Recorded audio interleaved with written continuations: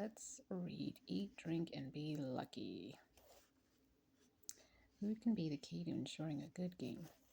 Baltimore Orioles pitcher Jim Palmer had to eat pancakes before every start while Wade Boggs stuck to chicken. Pitcher Turk Wendell would choose licorice and brush his teeth between innings. After Lou Gehrig's mom sent a jar of pickled eels to the clubhouse, the Yankees went on a hitting streak and an eel streak. To ensure that the streak continued, each team member would have at least a few bites of eel before every game. For Denny McLain of the Tigers, Pepsi Cola was a magic elixir. McLain would sometimes drink more than 20 bottles a day, even taking a bottle to bed so he could sip it up when he woke up during the night. Despite drinking himself to 31 victories during the I saw that slip up there, but we're going to continue on. Himself to 31 victories during the 1968 season, McLain was never appointed official spokesperson for Pepsi. Magical equipment is the next part. Bats receive royal treatment because of the luck they hold. Every baseball fan knows you never lend your bat to another player, and if you need an extra shot of luck, you can always try sleeping with your bat.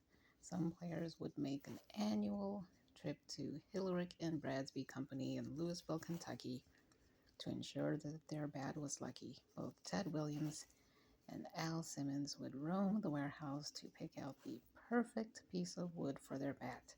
Williams liked a narrow grain, while Simmons swore by the widest. Apparently, they were both onto something. Their lifetime batting averages were .344 and .334 respectively. For Hugh Duffy, whose career average was .324, the wood had to sound just right. Duffy would bounce pieces of wood, of concrete, listening for the sound of success only he could discern.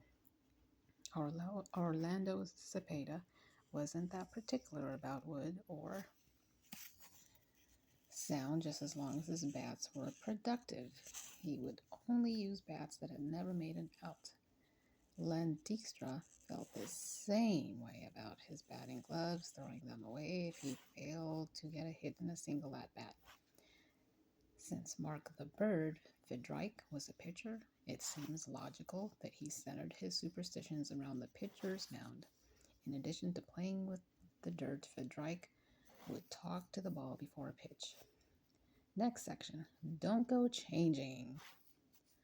Routine is a driving force behind many players' superstitions. If you have good luck, you must do everything exactly the same. If you have bad luck, change, change, change. Many of the routines involve clothing. Rafael Palmeiro wore the same t-shirt under his jersey every day if he was hitting well. Charlie Kerfeld of the Houston Astros was another member of the T-shirt club. He wore the same George Jetson shirt the entire 1986 season and finished with 11 wins and 2 losses. Astros second baseman Craig Biggio kept his luck in his cap. He didn't wash it all season. For some, their superstitions were their undoing. Blue Jays catcher Rick Cerone wore long johns under his uniform for an April game and promptly began a hitting streak. He refused to abandon the thermals responsible for his good luck even as the season wore on and the temperature soared. Although he kept his thermals, he didn't keep his luck. His batting average that season was a career low .239. Cerone could have learned a thing or two from Milwaukee Brewers pitcher Pete Vukovich, who stopped the final game of the 1982 World Series so he could change a shoe. Mismatched shoes had brought him luck in the past. Perhaps he should have changed both shoes. The Brewers lost to the St. Louis Cardinals. Sometimes the rituals work and sometimes they don't.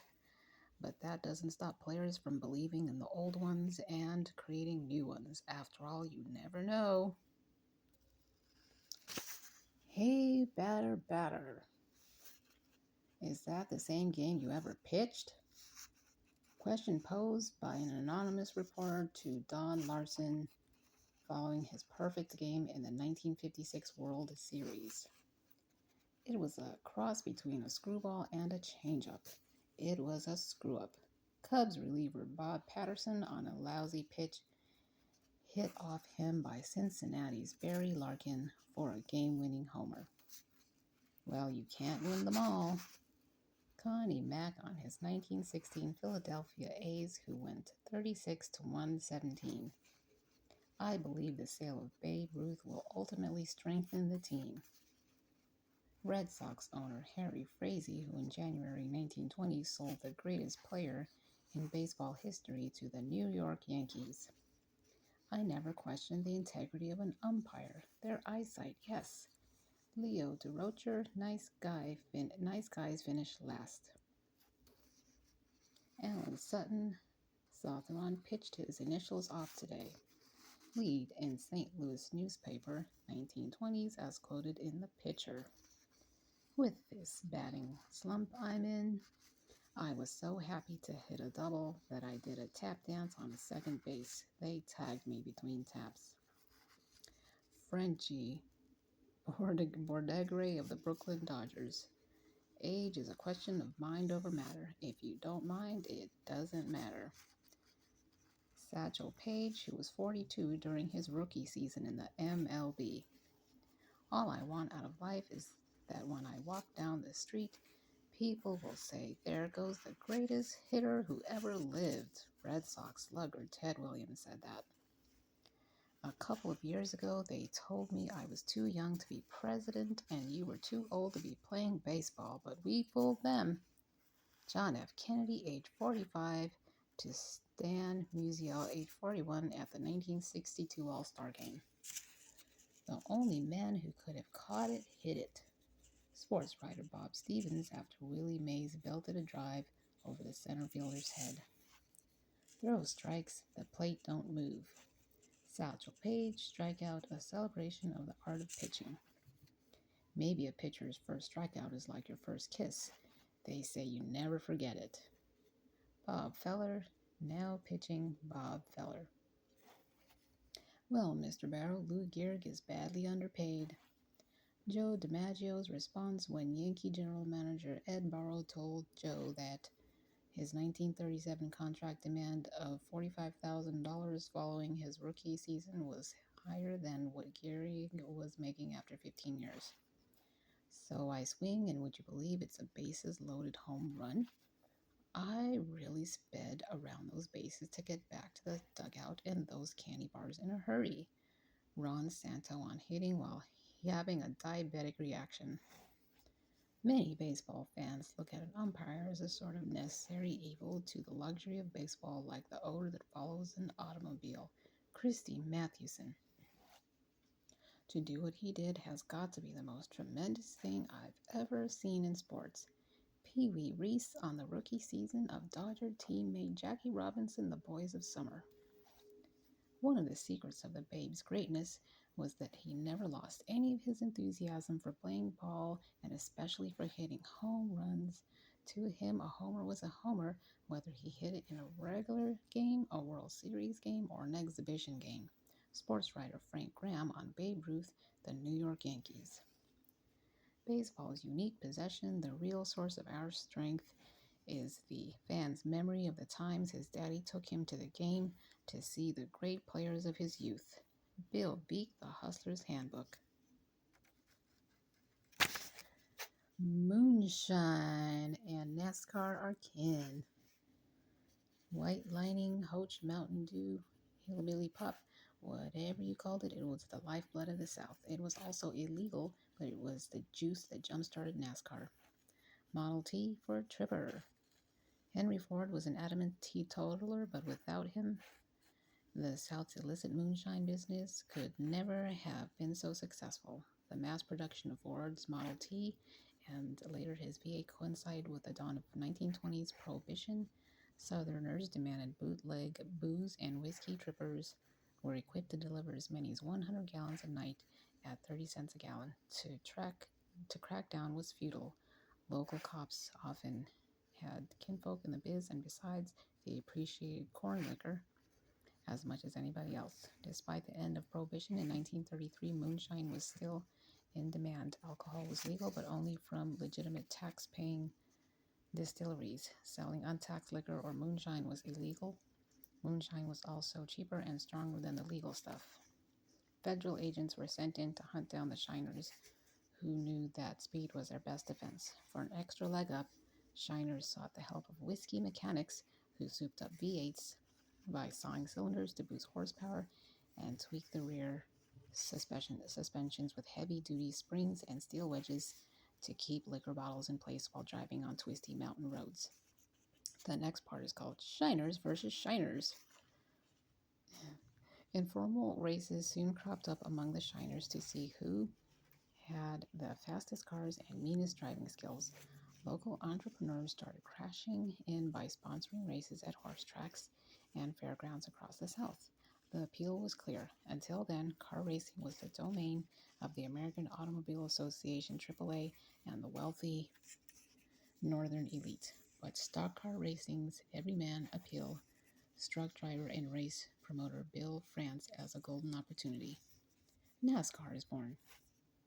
Southern stock car racing picked up momentum after World War II when several regional organizations formed. AAA had been flirting with stock car racing for years, and it decided it wanted to control the action, but France wanted races for regular working folk. In 1947, representatives from Southern stock car groups met and formed the National Association of Stock Car Auto Racing, NASCAR, named France president, and agreed to uniform rules. To gain respect as a legitimate organization, France felt that NASCAR should be distanced from its moonshine roots. That was easier said than done, since most of his drivers had cut their teeth running whiskey, so he made the races strictly stock, meaning souped-up cars were not allowed. In February 1948, several drivers showed up at the first race with no car to drive, looking for willing spectators to hand over their keys. Glenn Dunaway finished first in a borrowed Ford coupe that is until a post-race inspection showed signs of bootlegger souping, and he was disqualified. Keep shining. Many of NASCAR's early stars had roots to moonshining. Legendary Junior Johnson was 8 years old when he started running whiskey in 1939. He gave it up in the late 50s after a year-long prison stint interrupted his racing career. Ernest Turner, another great, claimed he started running hooch at age 10. NASCAR is now a multi-billion-dollar industry with a family-friendly image, yet glimmers of its whiskey-soaked past still shine through. In March 2009, retired driver Carl Dean Combs was arrested in Northern Carolina for making and selling hooch. Okay, who's too old for the Olympics?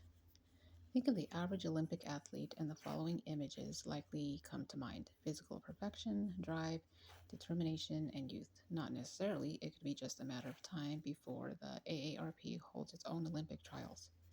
Oscar Swan. Swedish shooter Swan participated in 3 Olympic Games. At age 60, he won 2 gold medals and a bronze at his first Olympics, which took place in London in 1908. 4 years later, at the Sweden Games, he won a gold in the single-shot running deer team, making him the world's oldest gold medalist. Swan returned to the Olympics in 1920 at age 72 and managed to win a silver medal in the double-shot running deer competition. Anders Hogan. Even at the ripe age of 72, Swan is not the oldest person to have won an Olympic medal. At the first Winter Olympic Games in Chamonix, France, 1924, U.S. ski jumper Anders Haugen placed fourth with a score of 17.916 points. The third place finisher, Norway's Thorleif Haug, received a score of 18.000 points. 15 years later, a sports historian determined that Haug's score had been miscalculated and that he should have finished behind Haugen. At a special ceremony in Oslo, Haugen was finally awarded the bronze medal when he was 83 years old, making him the eldest recipient of an Olympic medal and the only American to ever win a medal in the ski jump event. Hilda Peterson. When Norway's Peterson took home the bronze in the 10-kilometer cross-country skiing event At the 2006 Turin Winter Olympics, she became the oldest woman to win a Winter Games Olympic medal. It was an impressive achievement of the 41-year-old, but as she and the older competitors have proved in the past, age is no barrier to claiming an Olympic medal. DL, I don't think so. These players overcame physical limitations to leave their marks on the game. Baseball is a game in which pitchers work to exploit hitters' weaknesses. Hitters seek vulnerability in fielders, and physical shortcomings are routinely punished. Here are profiles of some players who entered the game with physical limitations and worked to overcome them in an unforgiving sport. William Ellsworth Dummy Hoy. The day that William Hoy made his major league debut in 1888, his Washington Nationals teammates arrived to find a handwritten note posted on the clubhouse wall. Being totally deaf and some of my teammates being unacquainted with my play, I think it is timely to bring about an understanding between myself, the left fielder, the shortstop, and the right fielder. The note began. Hoy's note explained that as center fielder, his teammates should listen for him to yell, indicating that he would make the play on a fly ball. Though teammates would describe Hoy's yell as more of a squeak, they understood him perfectly. Rendered deaf and mute as the result of a childhood bout with meningitis, Hoy enjoyed a 14-year career in which he amassed 2,044 hits, 1,426 runs, 40 home runs, 594 stolen bases, and 726 RBI with 16s. As his teammates quickly learned, he was a magnificent fielder and a fine hitter with a .287 career batting average, one of baseball's first stars to overcome a physical handicap. On May 16, 1902, Hoy came to bat against Luther Dummy Taylor of the Giants in the first matchup in baseball history of a deaf pitcher versus a deaf hitter. The opponents exchanged greetings in sign language, and then Hoy singled. Mordecai Three Finger Brown. Mordecai Brown turned childhood tragedy into professional success. Growing up on an Indiana farm in the late 1800s, Brown lost his right index finger just below the knuckle when he got his hand caught in a corn grinder. With his hand still in a cast, he fell and broke the pinky and middle fingers on the same hand. Those fingers grew bent and misshapen. Brown's deformed hand was an impediment to gripping a baseball, but through ingenuity and practice, he developed a unique grip that produced baffling pitches with incredible movement. Not blessed with great velocity, Brown relied on movement, smarts, and remarkable control. In an era of low scoring, Brown stood out as a run preventer.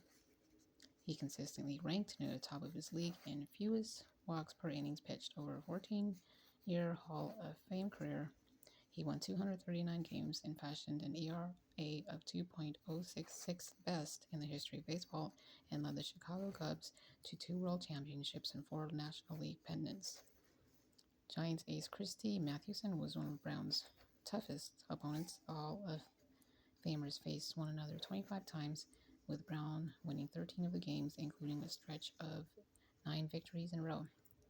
After one such game, exasperated Giants manager John McGraw reportedly examined Brown's hand and remarked, "I'm going to have the first finger on the throwing hands of every one of my damn pitchers cut off tomorrow."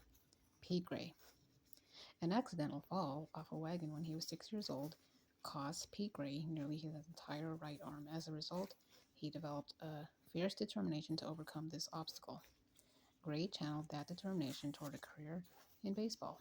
He taught himself to make solid contact swing bat with only his left arm, and he used a customized glove that he would deftly tuck beneath his stub when throwing. He worked his way from semi-pro ball through the minor leagues, and in 1945, with many of the best major leaguers off to war, Gray was signed by the St. Louis Browns, who saw the addition of a disabled player as both a gate attraction and a message to wounded veterans. Gray understood this and made the most of the opportunity, hitting .218 and striking out just 11 times over the 77 games and 253 plate appearances. Jim Abbott. I wanted to be like Nolan Ryan. I didn't want to be like Pete Gray. Such were the boyhood dreams of Jim Abbott, a native of Flint, Michigan, who sought a baseball career despite having a right arm that ended just above the wrist. Abbott didn't want to be accepted into the majors as an oddity, the reason many believe the Gray was signed during the war-depleted 1945 season. 1945 season. Abbott yearned to succeed on his talent alone, and in the end, he would do so, but not without becoming a reluctant hero. Born in 1967, just as his own hero Nolan Ryan was breaking in with the Mets, Abbott taught himself to transfer his glove from his left arm to his right by throwing against a brick wall. He later said that his missing hand wasn't really an issue when he was a kid. By becoming an expert fielder, he kept hitters from taking advantage of him by using the logical tactic of bunting against him. During his college career, he racked up a 26-8 record at the University of Michigan, took home the 1987 Sullivan Award as the nation's best amateur athlete, and won a gold medal in the 1988 Olympics. California's first pick in the 1988 draft, Abbott became one of a handful of players in history to completely bypass the minor leagues and then overcame a media circus to go 12-12 as a rookie with the 1989 Anaheim Angels. More great moments would follow, including the 1993 no-hitter for the Yankees, and it wasn't long before he had gotten his wish. He was simply Jim Abbott, pitcher. Thank you. Bye.